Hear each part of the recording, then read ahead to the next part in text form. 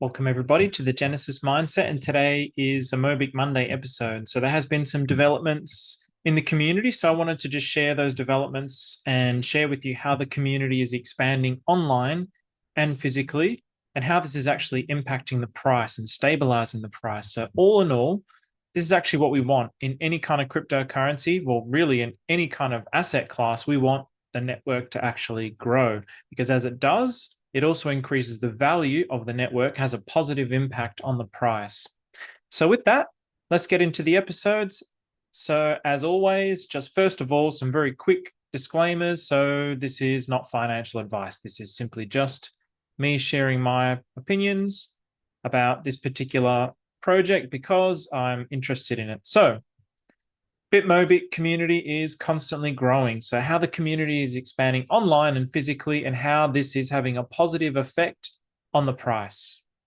So first of all, the community's growth. So in previous episodes, I was talking about how there was some community efforts to actually go out into the world and provide a positive social impact on the world. So there were certain community members coming together. And now they're actually doing this more and more. So in some areas, community members are actually coming together online, having meetings where they're actually having discussions about how they can actually help other people. So this kind of initiative, I think, is really an offshoot of the BitMobick Council that was actually created by Altemin, so the Council of 50. So this idea of collectivizing people's minds together and coming up with ways of actually utilizing the token to help the world is starting to really expand out into the community. So it's disseminated from the top through Mr. Orr, and now the community is actually really embracing this type of a mindset. So here's just a couple of screenshots from the community's efforts in Naver. So Naver is actually like South Korea's version of Google, but it's really more than Google. So they use it as search. They have blogging on there. It's really like this online kind of all-in-one platform. It's very, very popular. So here you can just start to see some shops that are actually participating in BitMobick. So here you can actually buy, use, sell products in BitMobick. So this is actually, and services as well. So this is actually really cool to see that the community is really starting to embrace this idea, and they're starting to get it out onto the platform of Naver. So this is something that is very, very, very powerful for the expansion of the network. And so far, there's about 18 shops, I think, that are participating in this. So again, buying, selling products, services with BitMobick. So this is a very cool little idea.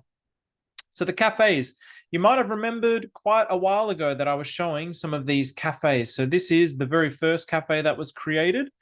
This is the BitMobick cafe, and they're called Mobickers Cafe. So this one here that you can see, so this is, hopefully I get this pronunciation correct. So this is Socho. I'm probably going to get that wrong. So at the moment, there's actually 3 physical cafes. So there's Socho, there's Pyeongtaek, and Busan. They're all BitMobickers centers, and they're all already open. And there's 2 more coming, Daegu and Gwangju. So these are soon to be open. So here is the grand opening of one of those that are actually coming up. If I can read this, so this is in Busan. Mobick Hwaegyeok. So I'm not sure if that is is that Kwang? No, I think I might have got that one. Yeah. Kwang. Maybe that's the Gwangju, but I don't think so. Anyway, I tried reading it. So I am obviously learning Hangul, so yeah, forgive me, Koreans, for that one.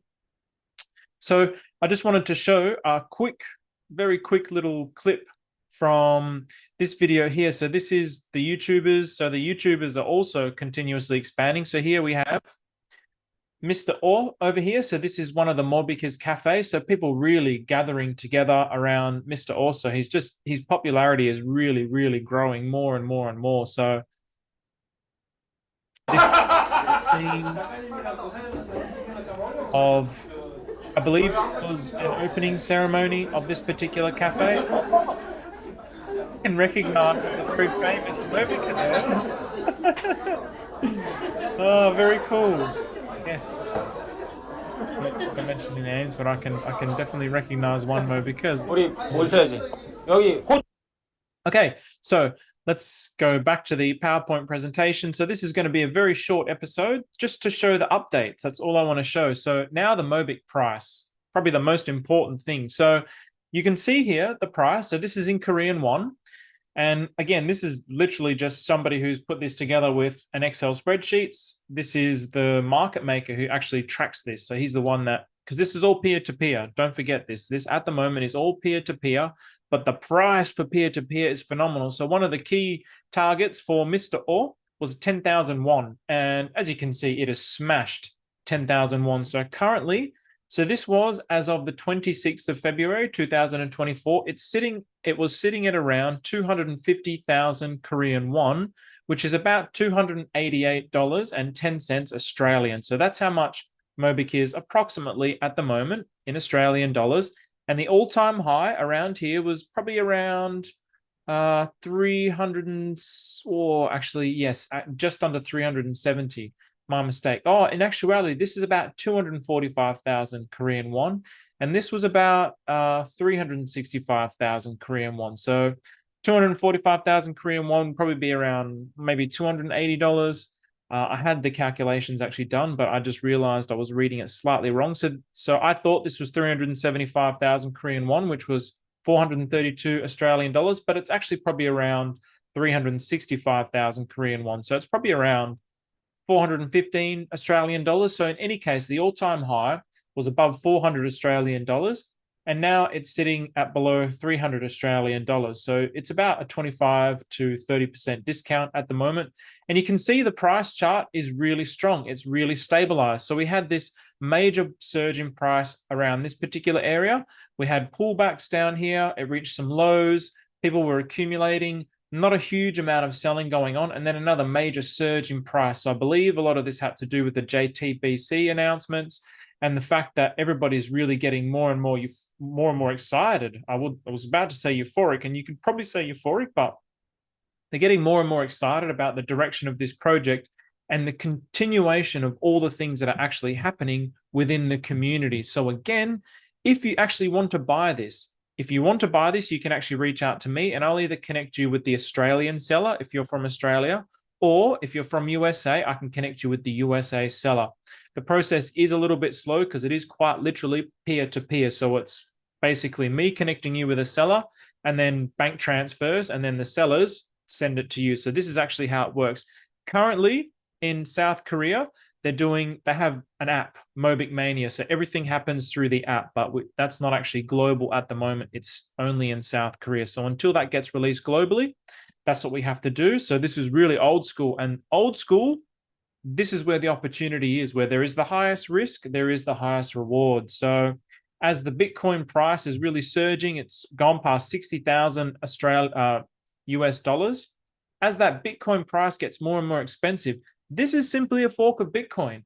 Are you going to want to look at this? So this was actually something that Mr. Orr was talking about basically locking in your loss. So people who buy it now, if they heard about it 10 years ago when it was less than 3 figures, and now they're buying it when it's over 60,000 US dollars, they're locking in a loss of $59,800 loss.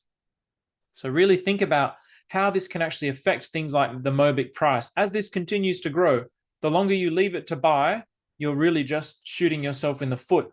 We're really just starting the bull market. I don't know how correlated this is going to be to the bull market. I don't think it's going to be very correlated. I think it's going to be doing a lot of its own things, but it's going to be very interesting to see. I do think there are going to be some Bitcoin whales that will start to circulate some of those funds into BitMobick. And why wouldn't you? If you can trade one Bitcoin for hundreds of Mobick, why wouldn't you do something like that when you're seeing the price performance of this? At the moment, the ratios might be very good, and that ratio is getting forever smaller because of the surge in price of BitMobick.